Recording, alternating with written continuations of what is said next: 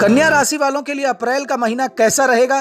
Career, आर्थिक, स्वास्थ्य एवं प्रेम और वैवाहिक दृष्टि से आइए इसके विषय में मैं आपको विस्तार से बताता हूं।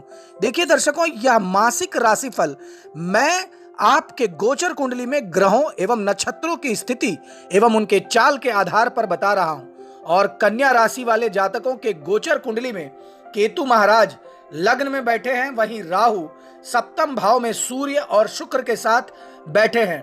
सूर्य और राहु ग्रहण दोष का निर्माण कर रहे हैं, वहीं मंगल शनि के साथ छठे भाव में बैठे हैं। वहीं बुध और बृहस्पति आपके गोचर कुंडली के अष्टम भाव में बैठे हुए हैं। तो ग्रहों की इसी स्थिति के आधार पर आइए मैं आपको बताता हूं कि अप्रैल का महीना आपके लिए क्या कुछ खास लेकर आया है। तो सबसे पहले कैरियर की दृष्टि से देखिए, यह महीना कैरियर के दृष्टिकोण से आपको मिले जुले परिणाम देने वाला होगा।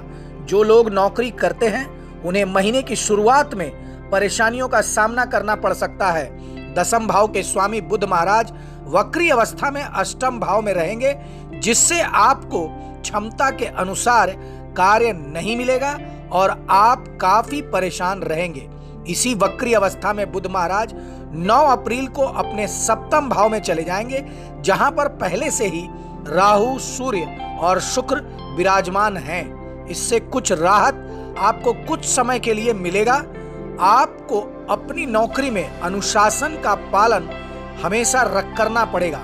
अपने काम पर ज्यादा ध्यान दें, बाकी बातों से दूर रहेंगे तो आपका काम पर आपका प्रदर्शन सुधरेगा, जिससे आपको आने वाले समय में अच्छे रिजल्ट मिलेंगे।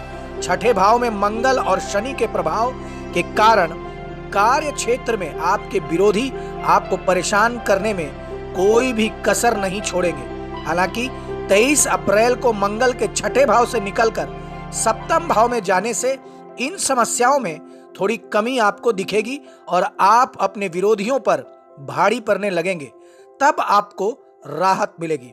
कन्या राशि वाले वैसे जातक जो व्यापार करते हैं, आपको व्यापार में थोड़ी सावधानी रखनी होगी।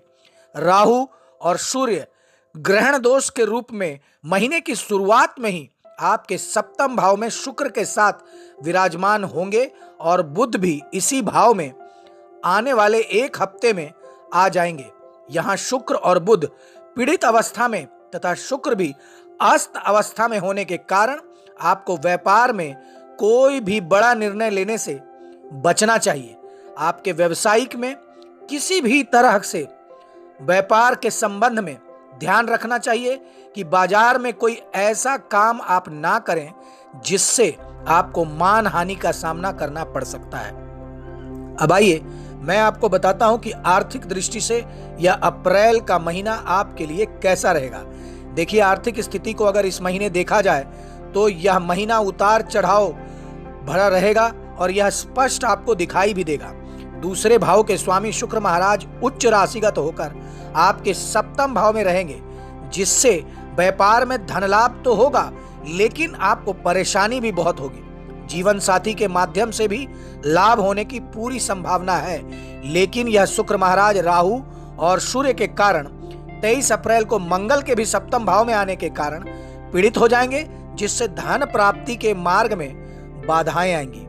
देखिए, 23 अप्रैल से पहले आपके पास धन आएगा, परंतु 23 अप्रैल के बाद थोड़ी सी बाधा आपको फील होगी। शुक्रदेव आपके भाग्य स्थान के स्वामी भी हैं और यह 28 अप्रैल को अपनी अस्त अवस्था में आ जाएंगे, जिससे भाग्य का साथ मिलने में आपको कुछ समस्याएं आएंगी और आपके कार्यों में रुकावट आएंगी। इसलिए आपको भरसक प्रयास करने चाहिए कि आपकी आमदनी आप बढ़ा सकें।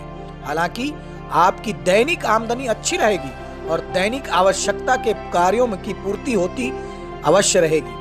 मंगल और शनि के छठे भाव में तथा बृहस्पति और बुध के अष्टम भाव में होने के कारण खर्चों में अप्रत्याशित बढ़ोतरी के योग बनेंगे, जिसका प्रभाव आपकी आर्थिक स्थिति के लिए प्रतिकूल हो सकता है। इसलिए इस महीने आपको बहुत सावधान रहना चाहिए। आप अपनी बुद्धि से कुछ धन अवश्य ही अर्जित करेंगे जो आपके काम आएगा, लेकिन उसे पूर्ण रूप से खर्च करने से बचेंगे तो ही आपको आर्थिक लाभ होगा। अब आइए मैं आपको बताता हूं कि स्वास्थ्य की दृष्टि से यह अप्रैल का महीना कैसा रहेगा। देखिए, यह महीना स्वास्थ्य के दृष्टिकोण से कुछ कमजोर रहने की संभावना है, क्योंकि आपकी राशि में पूरे महीने केतु महाराज लग्न में ही विराजमान है, यानी आपकी ही राशि में विराजमान है।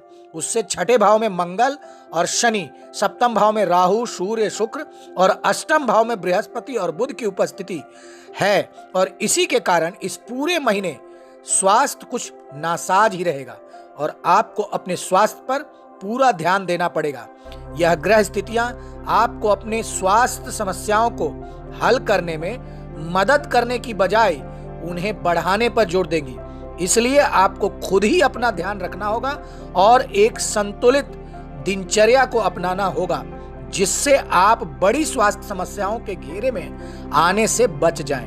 आपको अमाशय के अतिरिक्त कमर में दर्द, जोड़ों में दर्द, बदन दर्द, बुखार जैसी समस्याएं विशेष रूप से प्रभावित कर सकती हैं। अब आइए मैं आपको बताता हूं कि प्रेम और वैवाहिक दृष्टि से यह महीना कैसा रहेगा।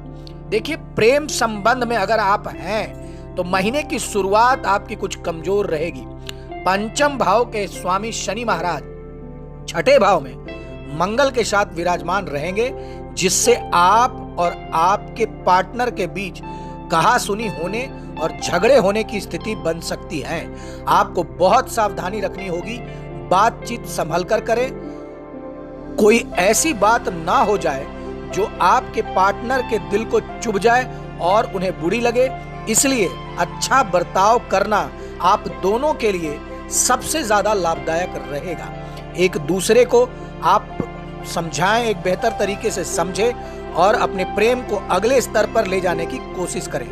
और यदि आप विवाहित हैं तो यह महीना थोड़ा कमजोर रहने वाला है, क्योंकि राहु, सूर्य, शुक्र एक साथ आपके सप्तम भाव में बैठे हुए हैं और एक तरफ तो आपके रोमांस को बढ़ाएंगे, वहीं आपसी विवाद, संघर्ष की भी स्थिति को जन्म देंगे। राहु तथा सूर्य का यह ग्रहण दोष 13 अप्रैल तक रहेगा, क्योंकि उसके बाद सूर्य निकलकर आपके अष्टम भाव में चले जाएंगे।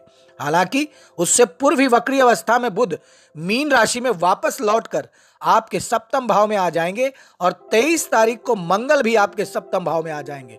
ग्रहों का इतना प्रबल प्रभाव सप्तम भाव को सक्रिय करने के कारण आप यदि जीवन साथी के साथ मिलकर या उनके नाम से कोई व्यापार करते हैं तो उसमें आपको अवश्य ही उन्नति मिलेगी, लेकिन आपके आपसी संबंधों में कड़वाहट भी बढ़ा देगी। इस दौरान आपके जीवन साथी को कुछ स्वास्थ्य समस्याएं भी परेशान कर सकती हैं।